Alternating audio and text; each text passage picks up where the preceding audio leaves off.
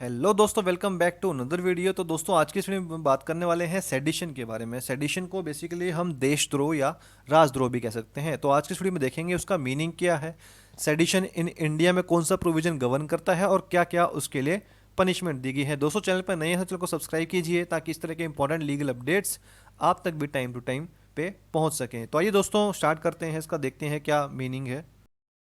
So the general meaning of sedition is given as sedition is overt conduct such as speech and organization that trends towards rebellion against the established order।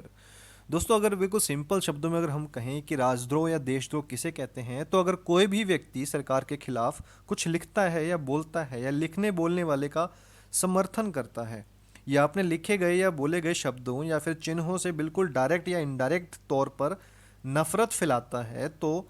यह कह सकते हैं कि वो जो है वो देशद्रोह का अपराधी है। और ये जो है एक कॉग्निजिबल ऑफेंस है, नॉन बेलेबल ऑफेंस है, यानी कि इसमें जो पुलिस है बिना किसी वारंट के गिरफ्तार कर सकती है। और इसमें जो है जो बेल है, ये जानना बहुत ज़रूरी है कि इस केस में जो होता है जो बेल है वो सिर्फ हाई कोर्ट और सुप्रीम कोर्ट से ही आपको मिल सकती है। सुप्रीम कोर्ट, हाई कोर्ट ही इस केस में आपको जमानत दे सकता है। सेडिशन इन इंडिया, तो in India sedition is defined under section 124A of Indian penal code as any speech और writing or form of visual representation which brings the government either into contempt or hatred or makes side disaffections towards the government or attempt to do so। Basically इस definition का वही कहना है जो कि हमने भी आपसे शेयर किया कि कोई भी व्यक्ति अगर सरकार के खिलाफ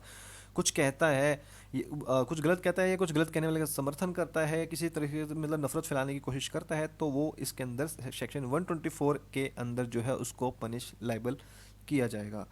इस कानून का इस्तेमाल बेसिकली बाल गंगाधर तिलक के खिलाफ किया गया था और महात्मा गांधी के खिलाफ भी वीकली जनरल में यंग इंडिया आर्टिकल लिखे जाने की वजह से इसका यूज़ किया गया था। और इसका एक बहुत बड़ा प्रोमिनेंट केसेस है Kedarnath versus state of Punjab, जिसमें कि केदारनाथ सिंह पर स्टेट गवर्नमेंट ने एक भाषण के मामले में देशद्रोह का केस दर्ज किया था, जिस पर हाई कोर्ट ने रोक लगा दी थी और इस मामले में कहा था कि जब तक कुछ लिखने या बोलने से सरकार के खिलाफ कुछ डिससेटिस्फेक्शन नहीं होगी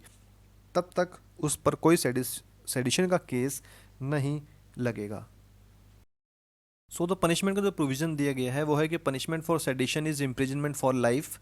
to which fine may be added, यानी कि या तो लाइफ की हो जाएगी इम्प्रिजनमेंट तक,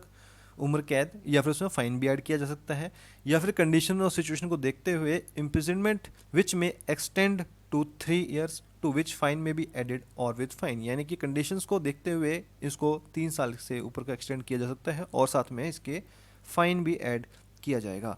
तो दोस्तों, फिर से अगर कंक्लूजन में कहें कि भाई देशद्रोह और राजद्रोह किसे कहते हैं, तो उसे कहते हैं सेडिशन, और दिया गया है under section 124A of the Indian penal code, जो कि कहता है कि अगर कोई भी व्यक्ति सरकार के खिलाफ कुछ लिखता है, बोलता है या लिखने बोलने वाले का कोई सपोर्ट समर्थन करता है या अपने लिखे गए या बोले गए शब्दों या फिर इनडायरेक्ट या डायरेक्ट रूप से किसी भी साइन के रूप में नफरत भी फैलाता है, तो वो माना जाएगा कि देशद्रोह का अपराधी है। और जैसे कि हमने देखा कि ये कॉग्निजिबल ऑफेंस है, नॉन बेलेबल है, और इस केस में पुलिस बिना किसी वारंट के गिरफ्तार कर सकती है। और इसमें सबसे जानने वाली इंफॉर्मेटिव बात यह है कि जो जमानत है वो सिर्फ हाई कोर्ट और सुप्रीम कोर्ट के द्वारा ही मिल सकती है। तो दोस्तों, इस तरह की वीडियोस को पाने के लिए हमारे चैनल के साथ बने रहिए, और चैनल पर नए हैं तो चैनल को सब्सक्राइब कीजिए,